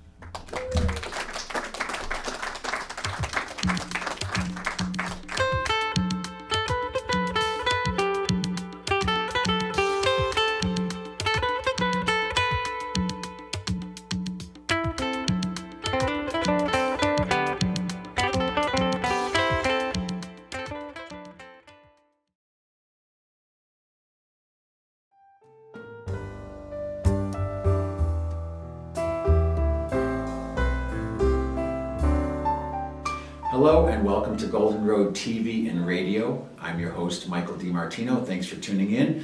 And I'm working in collaboration with ARC, the Alliance for Resilient Communities here in Nevada County. And we're helping to bring issues about resilience more to the forefront and help to educate the general public. Well, we're very fortunate today to get time with an incredible gentleman, very knowledgeable, with a long history, who's working on issues of food and water security. And we want to welcome to the show today, David Howland. Thank you, Michael. How are you doing today? Doing good. Good, you look sharp. I am sharp. All right, you are, and we appreciate your time. And before we start, I know that you have an illustrious background. You're not a hobbyist in this area. Can you tell us a little bit about your background and how it pertains to food and water safety? In the last 7 years, I've been working on a biological sensor that is in now patent application. It detects the level of life in water, biological life in water. And prior to that, I was in the water treatment and chemical dispensing business and spent a lot of time all over the world developing and working with water treatment and other chemical dispensing forums for improved technology in chemical dispensing and in water. And of course, with a huge educational background, I'm sure, behind all of that. Engineering and business, both, yes. Fantastic. Yeah. Well, great. Well, thanks for being here today. And we want to start out with just kind of giving our audience the understanding of the difference between water treatment and water filtration. Water treatment is more comprehensive than water filtration. Water treatment involves several steps to take the raw water from the environment. And in the case of Nevada County, we have more surface water than maybe other places might have more well water. So the treatment facilities are really set up to manage the kind of water that you have in your environment. And this water is very challenging because we had the mining industry here before, and we have all of the other toxins that rain down on us from everywhere. So my hat's off to them. They pass their standards, and they do take a big bite out of what we have to face with our water. The challenge is that in the raw water side of it, before the treatment facilities, our farmers are burdened with agricultural water that they haven't processed yet because the water goes right by the farmers before it gets to the treatment plants. Yeah. And of course, there's very specific regulations. Now, I know a lot of these might be older regulations and aren't necessarily always taking in the new data about things that are affecting the quality of our water, herbicides, pesticides. Of course, we have legacy of heavy metals here in the water up in mining country. Mm-hmm. So based on this information, what regulations does a water provider have to follow? The regulations they follow are set up by the California State Board of Water, and they set maximum contaminant levels for a group of toxins that they are concerned about. And then water providers process the water to meet those toxins. Now, prior to water treatment facilities in this county, the water is opened in the ditches and so forth. And the water treaters really have no way of treating that water. So that water goes to our farms before it gets treated. And that's a real challenge here in this area. Right. And I know you brought some great visual aids. We talk a lot about the agencies who all play a role in public water, from the U.S. Environmental Protection Agency to the Department of Agriculture, State Water Resources Control Board, the California Department of Pesticide Regulations. But since you're such a wealth of knowledge and information, could we talk a little bit about maybe some of the substances of concern that are in farm water and also potable water? All right, fair enough. Let's talk about the raw water first before we get to the potable waters. We have pretty much all of the toxins you could possibly imagine, and there are many, many, many. There's too many to really talk about. I have a list of a few of the ones that might be something of concern. And in the case of, for example, aluminum, the maximum contaminant level is about 200 parts per million. For arsenic, the maximum contaminant level is about 10 parts per billion. Why would there be aluminum in our water here in Nevada County? It rains out of the sky. Okay. It happens to be in the environment from humans and all kinds of sources, yeah. I also know something that people are really concerned about is fluoride. Do you know if in fact that fluoride is put in Nevada County? It is not. Tap water. Oh, good. That's a victory. That's No, good no, news. but it's not, fluoride is a controversial chemical in two ways. One of them is it's like prescribing a medicine for everybody to use without their permission. That's one of the big problems with fluoride. You don't choose whether you have it or not. They put it in your water, you get it. The other aspect, though, is it's very controversial because it's actually a hazardous waste. And you can look more up about that. Anyway, so most of the cities in California fluoridate their water. We just happen to be lucky here in that they don't. Fantastic. And again, we're going to have a visual aid to go along to give some more information to people. Yeah. But let's move on. What are the concerns of farmers here in Nevada County? Primarily the pesticides that are introduced by the environment already, and then the fact that our local water provider is authorized to use pesticides, and they are authorized to use them into 2019 as well. They've been approved for that. And that those pesticides include Roundup, which has an ingredient glyphosate, which is on Prop 65 as a health concern.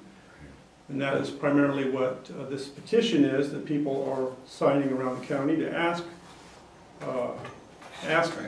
And recently there was a huge victory for a gentleman who had cancer in Vallejo, who actually won a lawsuit for about $270 some odd million against Monsanto.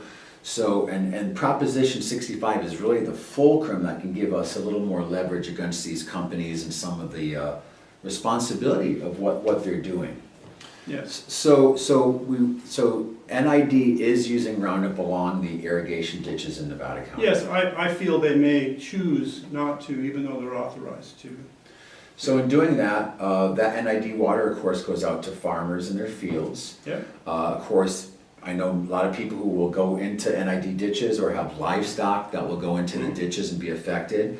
I know recently Michael Parson had a front page article on the Union where he talked about being an organic farmer, that his farm's organic rating was being affected because of the use of the Roundup.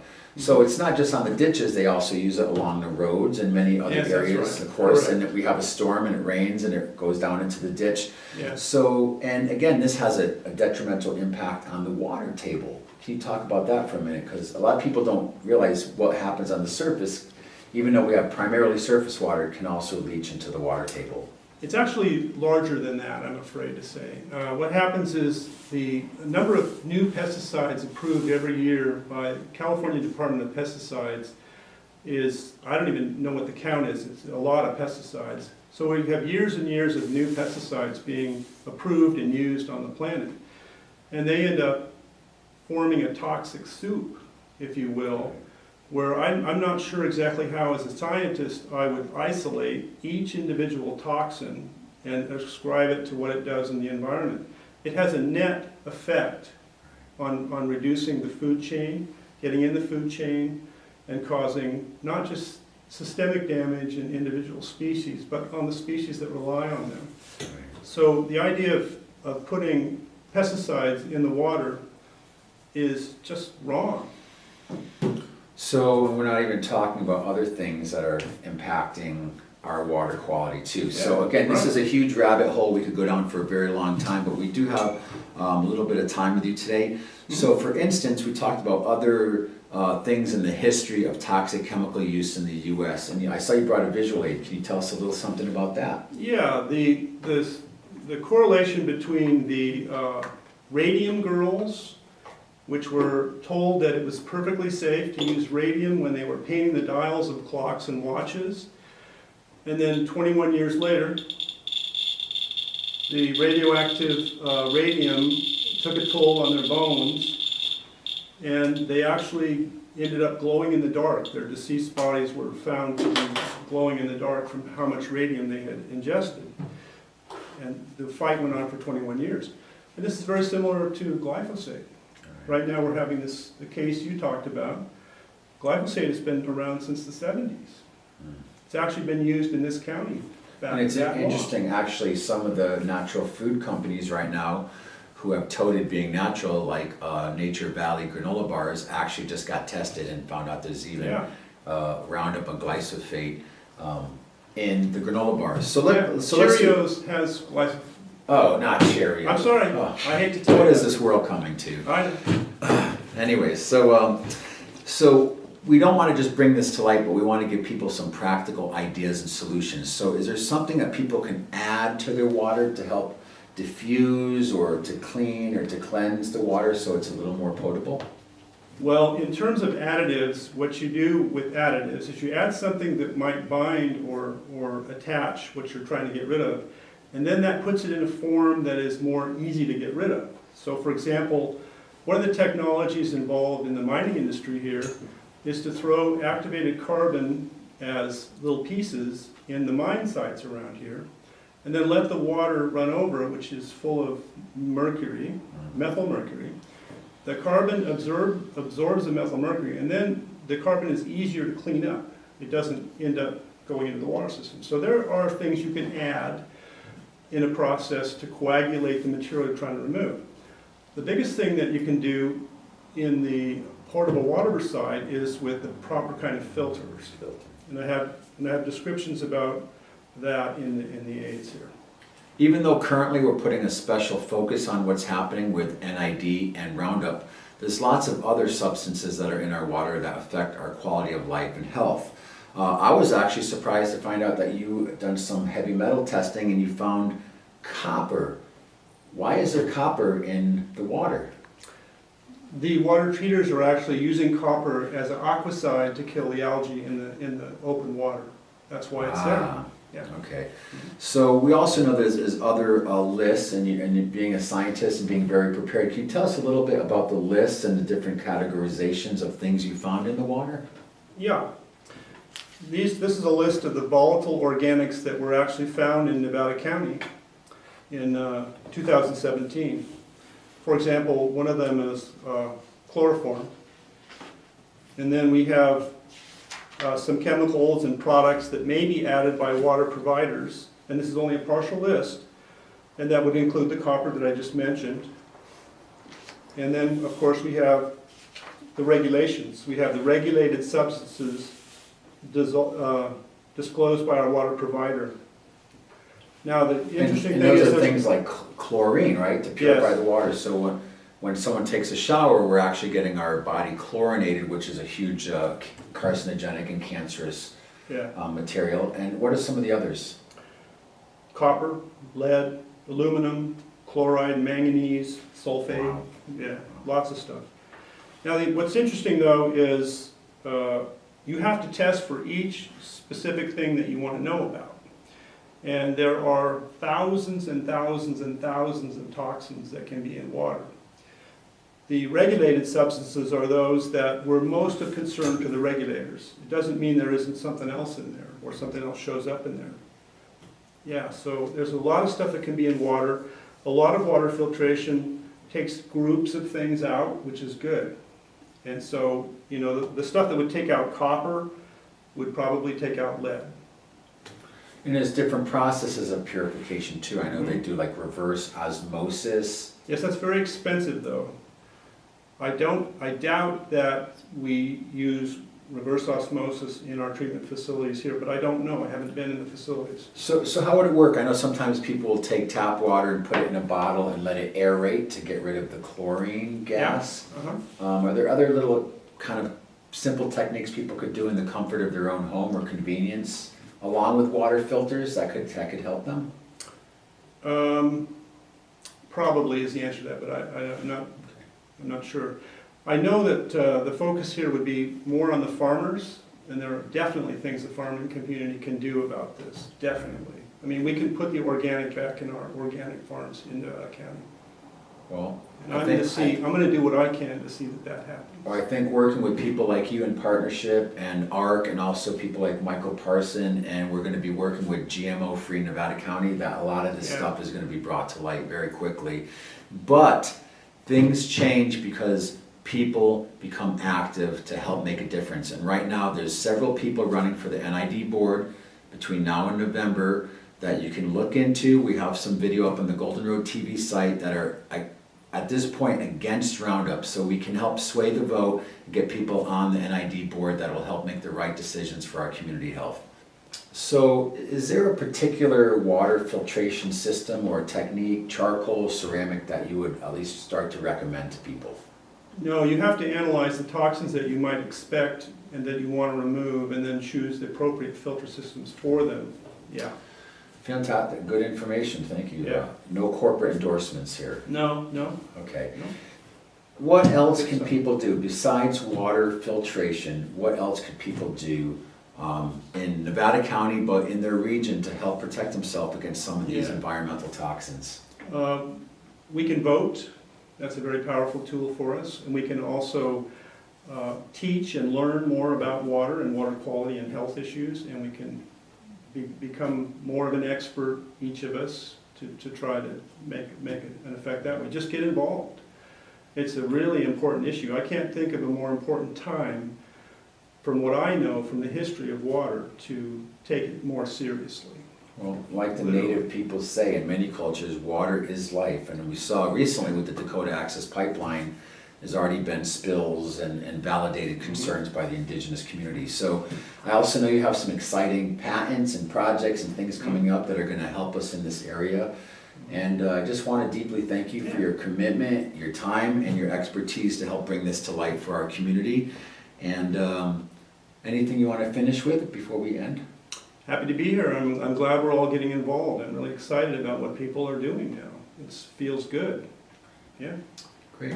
Well, thanks for tuning in to Golden Road TV and Radio. I'm your host, Michael DiMartino, and I also want to thank ARC, the Alliance for Resilient Communities, and helping to contact David to make this interview possible. You're going to hear a lot more from them in the future, and make sure you check out the whole directory listing of all the people like David and businesses that are concerned about our community at thesourcedirectory.org. Thank you.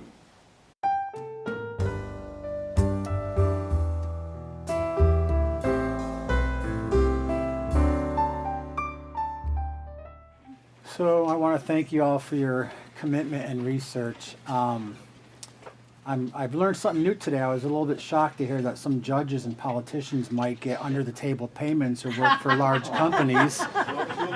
I'm shocked, but I'd like to say, and it kind of accentuates what you just said. I've actually been a vegetarian 36 years, and I raised my children completely organic. But when it comes to making change, it really starts within. So even though we're here in the Capitol building and we're trying to bring this to the awareness of legislators and make this more common knowledge and get out to the media, the reality, it starts with our own practice of what we're talking about today on our self-awareness. How many of us heard a few years ago when Taco Bell was serving cattle corn? I mean, I know a lot of people really enjoy fast food restaurants, but I've shied away for a long time. I haven't seen a doctor in over 35 years either. But the point being that it really starts with all of us, and it's hard. It makes time for preparation. It can be a little more expensive, but I want to encourage you all to eat organic and educate your neighborhood. Where I live up in Nevada County, there's big neighborhoods that have all gotten together and refused the spraying of Roundup because it gets into the water tables. And actually, some of the solutions they came up with is they hired teenage kids in the neighborhood for less money than the city was spending on spraying to come out twice a year with lawnmowers and just cut the weeds down and take care of it. So there's a lot of very people-orientated, community-based solutions that we can find. And of course, we have to continue the political pressure, but nonetheless, make the changes. Let's not wait. I think that's one of the things that's happening with our country. As much as I love being an American in our country and I've traveled the world, is that we can't wait for someone else to do it. People have to find a peaceful and community-based solution to make the decisions and the choices. And if you want to go to McDonald's or Burger King or Taco Bell or Kentucky Fried Chicken, you know what? Turn and go to Whole Foods, spend a few more dollars, and do the right thing, because it really does affect your quality of life. Thank you very much. Well, I just want to remind all of you. I do think if Howard or Michelle want to also add what to do, I think it's a good point to end on what we can do. We have a little landing page called Non-GMOs Improve Health. And on there you can see the results of that study that I showed with the 3,000 people. There's an interview with me and Michelle about her clinical experience. You can enter information to get a free PDF of my last book, Genetic Roulette, and a video update. So I would suggest that there was a question about we're just preaching to the choir. I like to use the word arming the choir. And it's like that's a web page, Non-GMOs Improve Health, that you can share with everyone. And it's got a easy to read summary of the article on the left side, the detailed 21-page article on the right side in terms of a click. And that's one thing that I'd like to recommend, is that we all use this opportunity to decide what we can do. And before I turn it over to Michelle, who I'm going to suggest, plug your book. I'm going to also suggest that our attitude be one of switching from victim to victor. And it's like, some people like to thrive on the fight, but we don't even have to feel like, sure, they're trying to hurt us or whatever, make a buck, but we can completely drop the fight piece too and say, yeah, this is our world, this is what we've inherited, this is what we're going to pass on, and so just choose to bless the world and your life with what you know to be true, bless your friends with that information, and become a victor. That's my message. Can you repeat the site? The site is Non-GMOs Improve Health. Thank you, sir.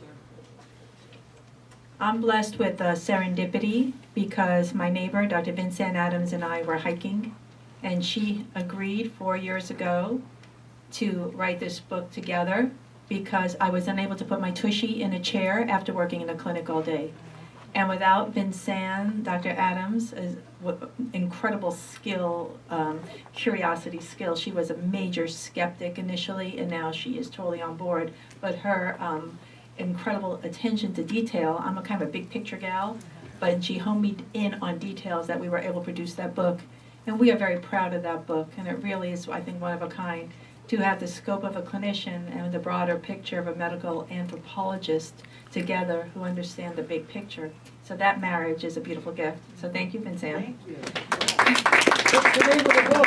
It's What's Making Our Children Sick, and we really did a great look into the expose of looking at my patients, but in a way that's both narrow and very broad. And we looked at the bigger food, the politics of food, in a big way. And there's the book, What's Making Our Children Sick, by Chelsea Green. Oh. So, we're hopeful that we can get it to every parent, every consumer, every eater out there. That's for eaters. And again, as Jeffrey said, we're doing this in a non-contentious, non-fighting way. This is just sharing information. If I can say one thing to families, it would be I have 3 things that I tell parents when they leave the office is eat organic, drink filtered water, and take your shoes off at the door. And if people can do those 3 things, dust is the most toxic thing you bring into your house, although my husband won't take his freaking shoes off. Other than that, if your families can do those 3 things, there it definitely is for better health. And that's just simply what I tell my families.